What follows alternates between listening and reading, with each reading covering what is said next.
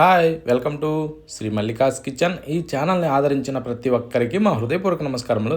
ఇవాళ చాలా మంచి రెసిపీతో మీ ముందుకు వచ్చాను. చాలా అంటే చాలా బాగుంది. ఇదేమిటంటే చేపల కూర. ఈ చేపల కూర ఏంటంటే ఎప్పుడు చేసేలా కాకుండా వెరైటీగా చాలా కొత్తదనంతో సూపర్ టేస్టీగా ఉంది.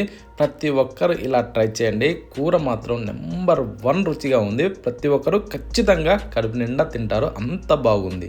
ముందుగా మనం మిక్సీ జారీలోకి ఒక 5-6 ఎండుమిరపకాయలు తీసుకొని వేసి 2 ఇంచుల అల్లం చిన్న ముక్కలుగా కట్ చేసి అందులో వేసుకొని వెల్లుల్లి గడ్డని ఇలా పొక్కు తీసి అందులో వేసుకోవాలి. ఆ తర్వాత 1 టేబుల్ స్పూన్ ధనియాలు, 1 టేబుల్ స్పూన్ జీలకర్ర, ఇవి 2 వేసాక మిరియాలు సగం టేబుల్ స్పూను, ఆ తర్వాత నీళ్లు సరిపడా వేసుకునేసి ఇలా మెత్తగా పేస్ట్ చేసి ఒక బౌల్లోకి వేసుకుందాం.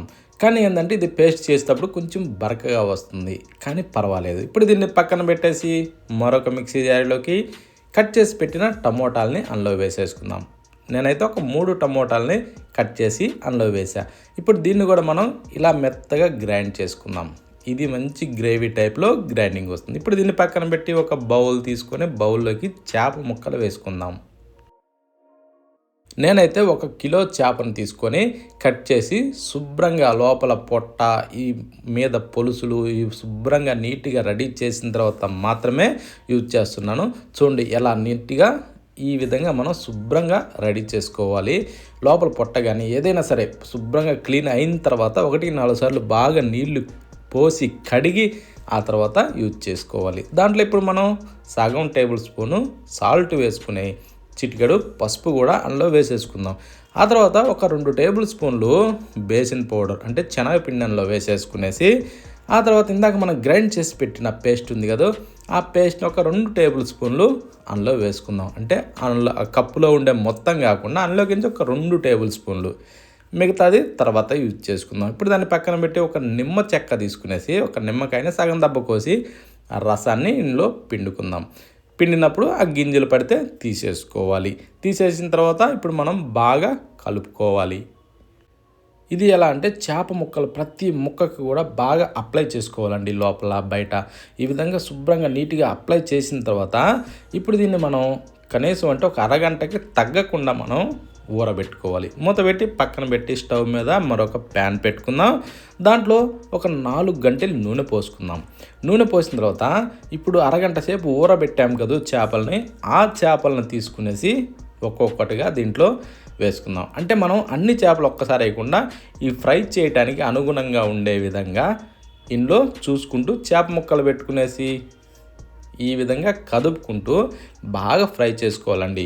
మంట హైలో ఉంచకుండా మీడియం లేదా లోలో అడ్జస్ట్ చేసుకుంటూ, అంటే మనం ఫ్రై అయ్యేదాన్ని బట్టి ఈ విధంగా మనం తిరిగేసుకుంటూ బాగా ఫ్రై చేసుకోవాలండి. కానీ చేప ముక్క పెట్టిన వెంటనే కొంచెం అతుక్కుంటుంది, అందుకనే వెంటనే మనం కాస్త అలా కదుపుకోవాలి. అలా కదిపిన తర్వాతనే ఈ విధంగా తిరిగేసుకొని అంటే ఒక్క పీస్ వచ్చేసి దాదాపు 50%, అంటే ఒక 50% మనం ఫ్రై అవ్వాలండి. అంటే పూర్తిగా ఫ్రై అవ్వకూడదు.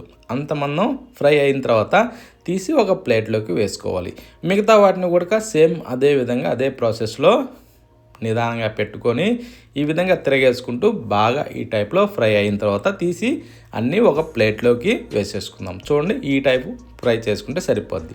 ఇప్పుడు స్టవ్ మీద మరొక బౌల్ పెట్టుకొని దాంట్లో ఇప్పుడు మనం ఫ్రై చేసిన ఆయిల్ అయినా వేసుకోవచ్చు, లేదా వేరేది కావాలన్నా వేరేదైనా వేసుకొని కట్ చేసిన ఉల్లిపాయ ముక్కలు, కరివేపాకు ఇవి 2 వేసి బాగా ఎర్రగా వేగనివ్వాలండి. ఇలా మంచి కలర్ వచ్చేదాకా ఈ ఆనియన్ పీసెస్ వేగిన తర్వాత ఇందాక గ్రైండ్ చేసి పెట్టిన పేస్ట్ ఇందులో వేసేసుకుందాం. అంటే ఇందాక 2 టేబుల్ స్పూన్లు దాంట్లోకి వేసాం. ఇప్పుడు కొరవ దీంట్లో వేసి ఇలా ఆయిల్ తేలేదాకా ఇలా బాగా వేగనివ్వాలి.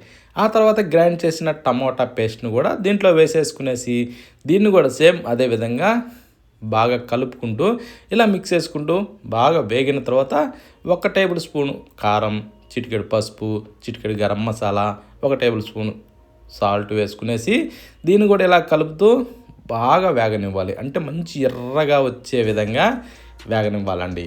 ఓకేనా? ఈ టైపు బాగా వేగిన తర్వాత 1 గ్లాసు నీళ్లు అందులో పోసుకుందాం. ఆ నీళ్లు మనకి సరిపడే మందం చూసుకోండి, గ్రేవీకి తగ్గట్టుగా. ఓకేనా? నాకైతే 1 గ్లాస్ సరిపోతాయని అన్ని పోసా. కాస్త అలా కలిపి మూత పెట్టి పులుసును కాస్త ఇలా మరగనివ్వాలి. ఇలా మరిగిన తర్వాత మనం ఫ్రై చేసిన చేప ముక్కల్ని దాంట్లో వేసేసుకోవాలి. ఓకేనా, అవి కూడా ఒక్కొక్కటిగా నిదానంగా అందులో పెట్టుకోండి, ఇరిగిపోకుండా. ఏంటంటే ఈ టైప్లో మనం చేసుకున్న తర్వాత గంటె పెట్టి కలబెట్టకుండా ఈ టైప్లో తిప్పుకోవాలి. ఈ విధంగా తిప్పాక మూత పెట్టి ఒక 6 నుంచి 8 నిమిషాల సేపు పులుసును బాగా చిక్కబడేదాకా ఇలా మరగనివ్వాలి. ఇప్పుడు చూడండి, దీని మీదకించి కొద్దిగా కసూరి మేతి వేసుకొని కాస్త దీన్ని కూడా అలా తిప్పుకునేసి ఒక్క 2 నిమిషాలు అలా ఆవురుకొనివ్వాలి. అప్పుడేంటంటే ఈ పులుసు మరింత రుచి వస్తుందండి, మంచి కలర్ఫుల్గా సూపర్గా ఉంటుంది. ఇప్పుడు మీదకించి కాస్త అలా కొత్తిమీర చల్లేసుకునేసి స్టవ్ ఆఫ్ చేసేసి అప్పుడు చూడండి ఎంత బాగుంటుందంటే కలర్ఫుల్గా సూపర్ టేస్టీగా చాలా బాగుంటుంది.